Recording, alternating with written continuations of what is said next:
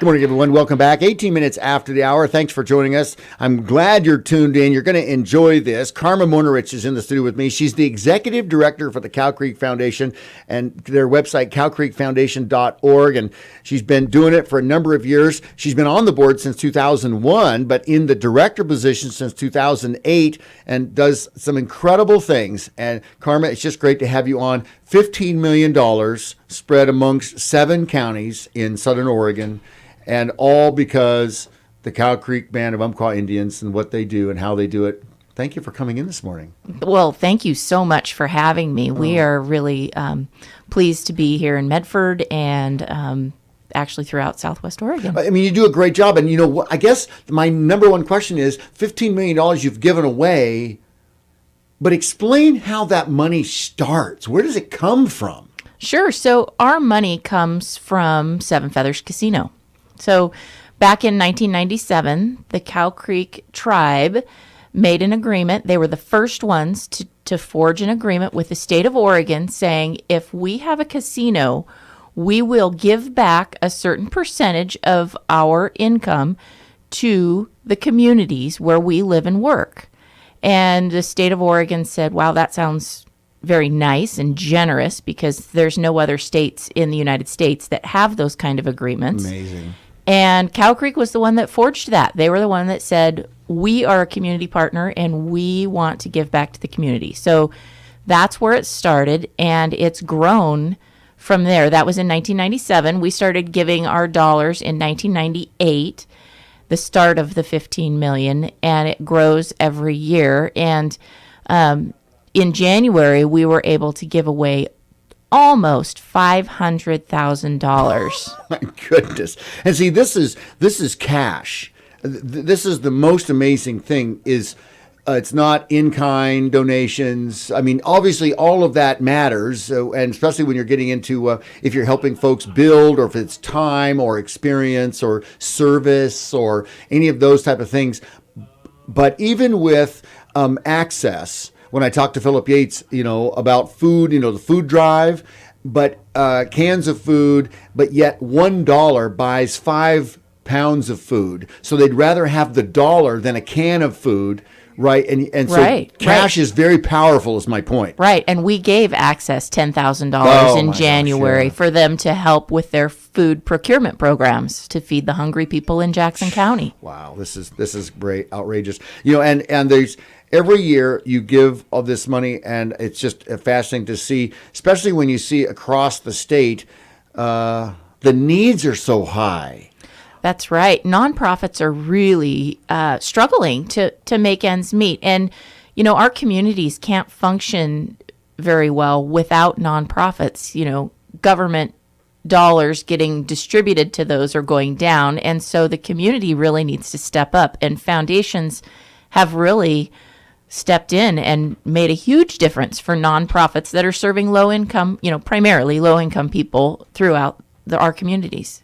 With all these outfits, and I know, and this is where, small businesses, large businesses, corporations, they get hit by donations all the time, and their budgets are such. But you offer grants and scholarships and things like that. Kind of explain how that works and how you make your decisions, because you've got a board and you vote and you look at everything, and you're going to split it up 7 ways, 7 different counties, but then you have to split it again amongst the counties as well. Right. So our process is actually fairly simple. It's an online application through our website, cowcreekfoundation.org. Folks can call me, talk it through. I'm happy to tell them how the process works. And then they apply, and usually we get around 100 applications each grant cycle. We give grants twice a year. So we gave $500,000 in January, and then we will give another set of funds in June. And coming up. And I don't know what that number will look like or what it'll be, but I would guess it'll be, at least 400,000. I'm hoping. I have my fingers crossed that we get to have that much. But so we look at those twice a year, and when those 100 applications come in, and I have I'm a part-time staff member, and I have 3 folks that help me, and they are also part-time, and they all happen to live in Jackson County. And we look at those applications and kind of boil them down basically for the board, and the board gets a write-up on each applicant that comes across our process. And then the board makes decisions on those 100 applications and figures out how to make it work. We have 7 counties. We have 100 applications. My and goodness. there really is no formula. Like, I don't say that 25% of the funds goes Right. to this county and 35% goes to that county. It all ends up working out. Sometimes Jackson County gets the most money. Sometimes Douglas County gets the most money. The last time it was Lane County that got the most money, but then I did a look back and I saw that Lane County hasn't gotten very much for the last, 3 or 4 times. So it balances out, and we don't seek applications. We don't advertise.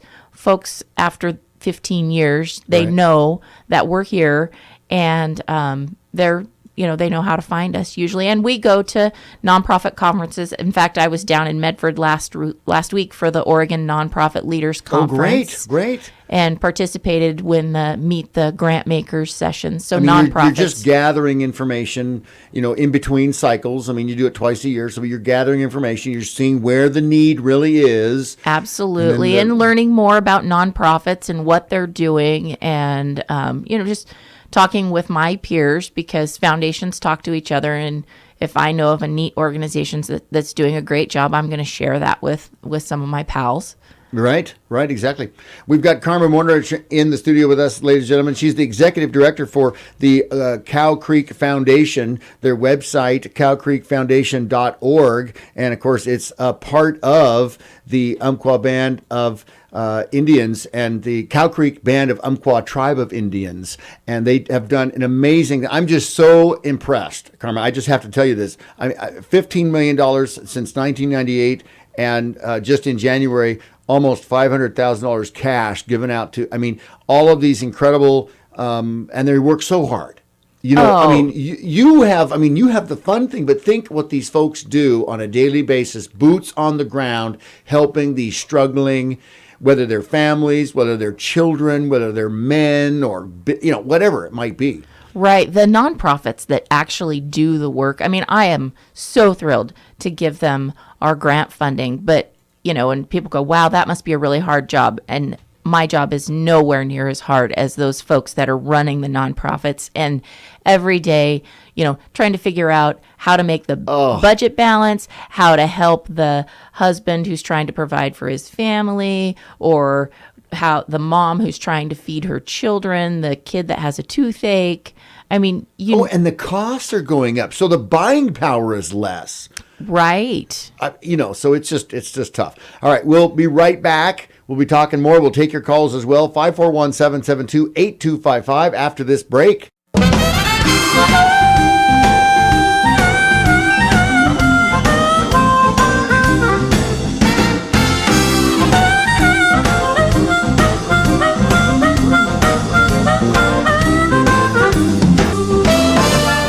Good morning, everyone. 35 minutes after the hour. Welcome back to the Sunrise Show. Craig Froenick, and we're still talking with Carma Mornarich. And if you want to call, 541-772-8255, you can. Carma, it's interesting with what's going on. This $15 million total since 1998 when, the Umpqua Band of Indians, let me get this title right. It's the Cow Creek Band of Umpqua Tribe of Indians. There we go. And the cowcreekfoundation.org. So, Carma, the $15 million spread out, and you ebb and flow as you see the need, which is wonderful, I think. Right. Absolutely. We really follow the trends, I guess, if there are giving trends, so to speak. The Cow Creek Umpqua tribe has always been interested in feeding people, from back in the day when the pioneers came into the valleys where the Native Americans were. It was an issue. Yeah. They shared their food, showed people how to hunt, where the, deer and elk were, showed them how to grow some of the crops for the area where they were. So food has always been, a something that they've been very interested in. And so back in 2007, 2008, when the economy really took a turn for the worst, that was bad. the Cow Creek tribe just said, you know what, our priority is food. We want to feed people.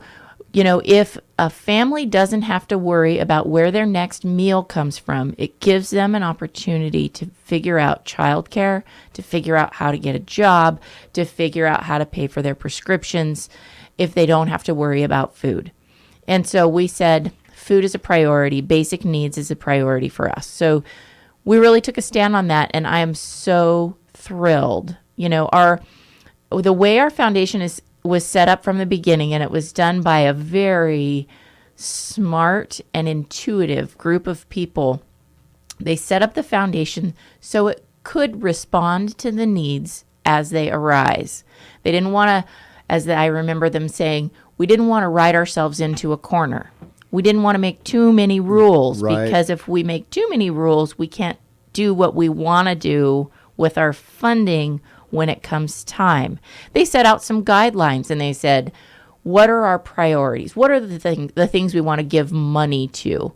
And, those have evolved over the years, and now our priorities are very similar to what they were when we started out. And that's basic needs like food, clothing, and shelter, education.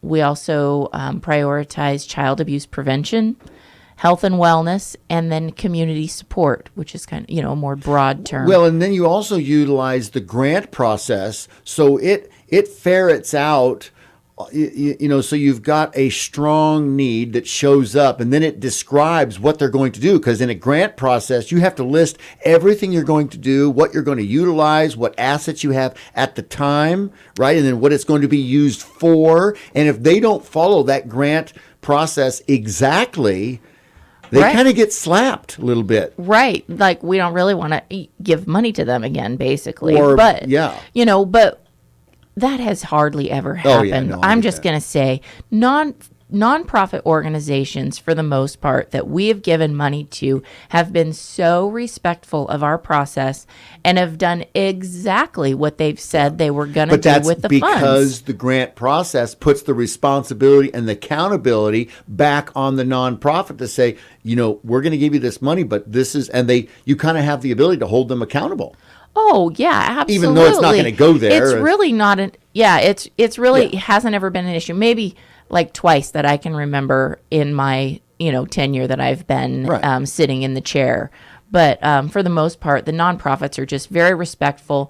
And really, the nonprofits are primarily concerned with getting their services out to the community. That's what they really want to do. They just want to help the folks that need the assistance. And I just am thrilled to be able to help them with that. Yeah, exactly. We're speaking with Carma Mornarich, and she's the executive director of the Cow Creek Foundation, cowcreekfoundation.org. There is on the website an ability to file a grant. They have guidelines. You can get right online and do all of that. There's also a phone number.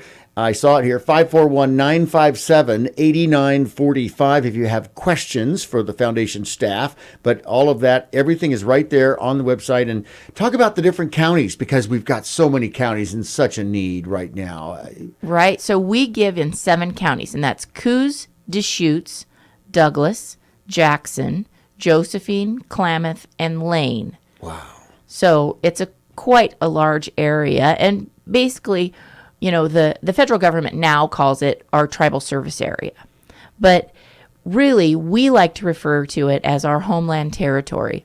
It's the area where our people traditionally roamed for hunting, fishing, and gathering activities.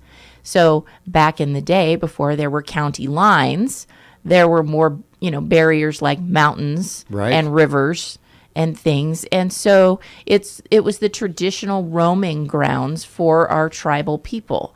And our tribal people lived and roamed in what now is technically those 7 counties. Wow.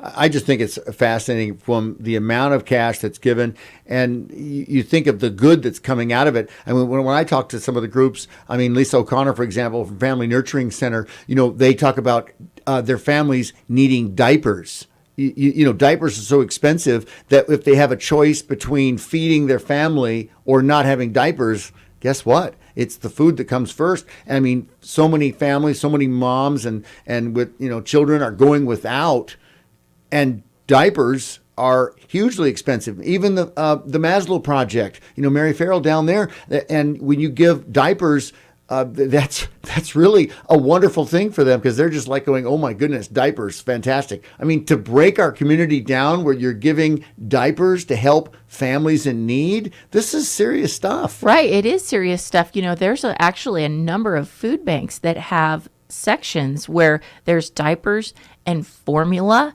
and baby food available at the food bank. And you know what? I got to admit that when we have the green bag, Medford Food Project, Medford Food Project, Ashland Food Project, and I'm part of that. And I leave my bag out, and I forget. I start putting food and stuff, but I should go by the baby aisle and pick up formula and diapers. For some reason, go to Costco. Buy the big package of diapers. They can repack them down into packs of 10. Yeah. It's so important. I mean, people forget that, we all have babies at some point. Right. I mean, most of us do. Right.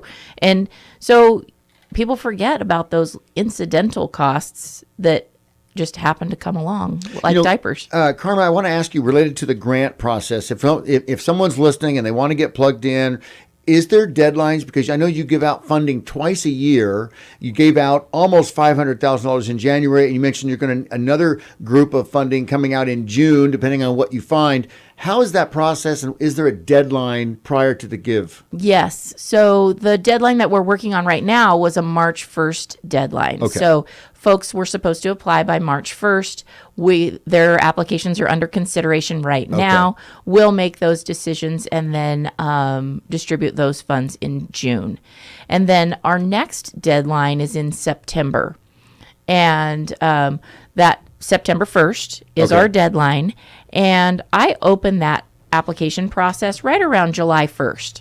And so right now, if you were to get online, you can't get in and start applying for the September deadline, because I can really only handle one thing at a time on my plate. Exactly. So after that, like you said, so finish up, and then July 1st, start taking applications with the final deadline, September 1st. Correct. And then you've got a basic 90-day window that you make the selection process, and then you prepare to give funds. And then in January of 2017, you'll be giving out X number of dollars. That's correct. Yeah. Yes. Now, how do you decide how much? I mean, obviously, you kind of know where you're at on the foundation side, and then you see the level of need, and it kind of ebbs and flows. Well, we're really restricted based on the casino proceeds. So our funds come directly from Seven Feathers, and so they do, and this is all accounting.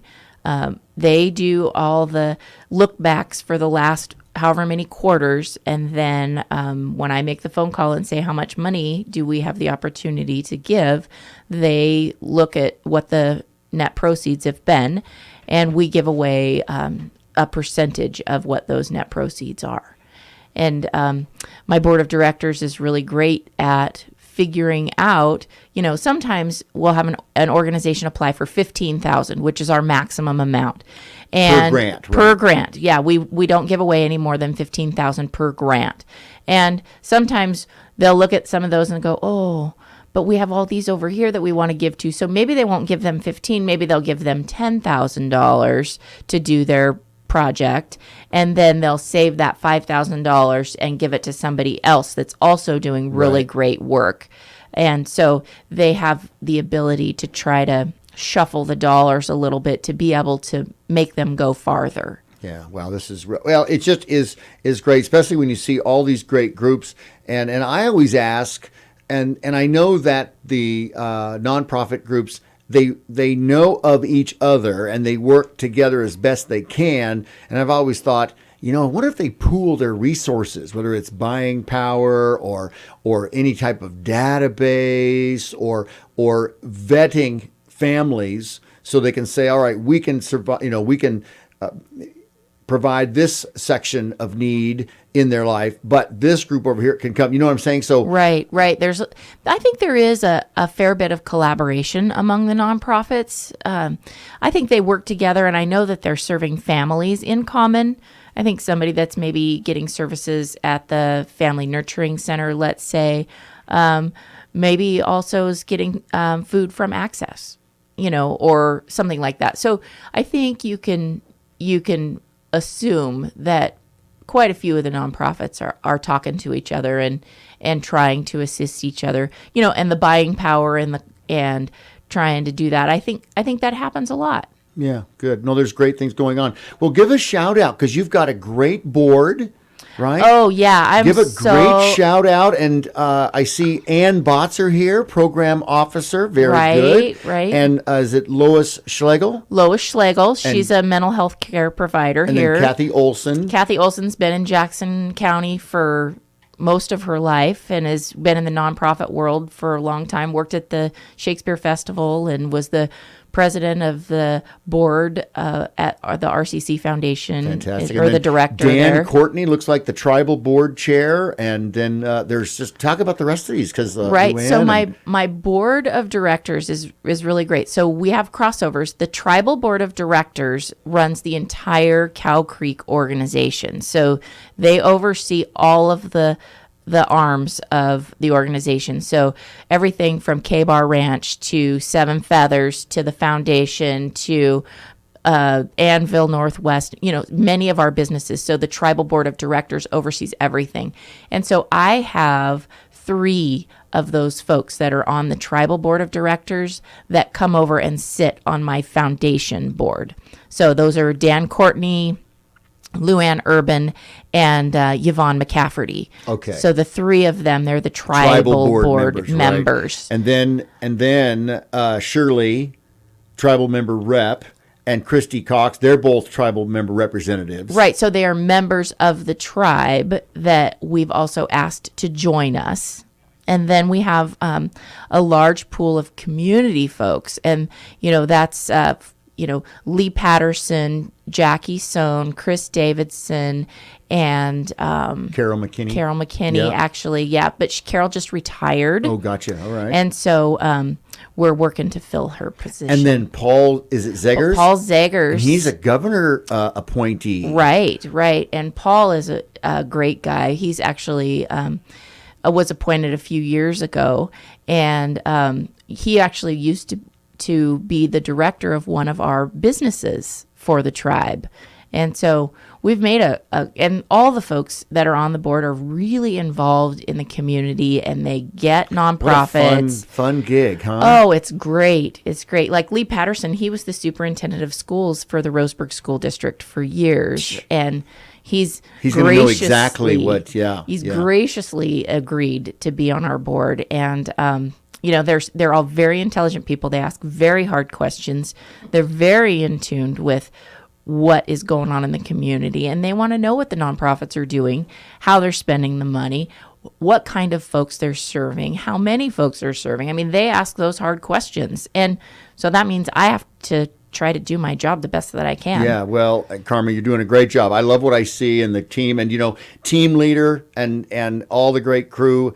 It's a great shout out. Want to have you back soon. And of course, the money's going to be dished out in June. So let's get maybe June or July. I'll come back and we'll have another round of great conversation. That would be great. Exactly right. Ladies and gentlemen, Executive Director for Cow Creek Foundation, cowcreekfoundation.org, Miss Carma Mornarich. And it's great to have you in, Carma. Thank you so much. Oh, thanks, Craig, for having me. I really appreciate it. Oh, yeah. No, it's great stuff. And ladies and gentlemen, if you missed it, the latest figure is that upwards of $15 million has been given away, cold hard cash, since 1998, and all by the Cow Creek Foundation, but put on by the Cow Creek Band of Umpqua Tribe of Indians, and it's over a 7-county area. That's just fascinating. It's fantastic. So, all right, we're out of time, but it's great to have you in, Carma. Thank you so much. Thanks, Craig. All right, we'll be right back. More on the Sunrise Show, News Radio 880 KCMX. Thanks so much for tuning in. You can hit me up on email, craig@radiomedford.com, or all of our links are on our website, kcmxam.com. We're streaming around the world, and you can get a mobile app.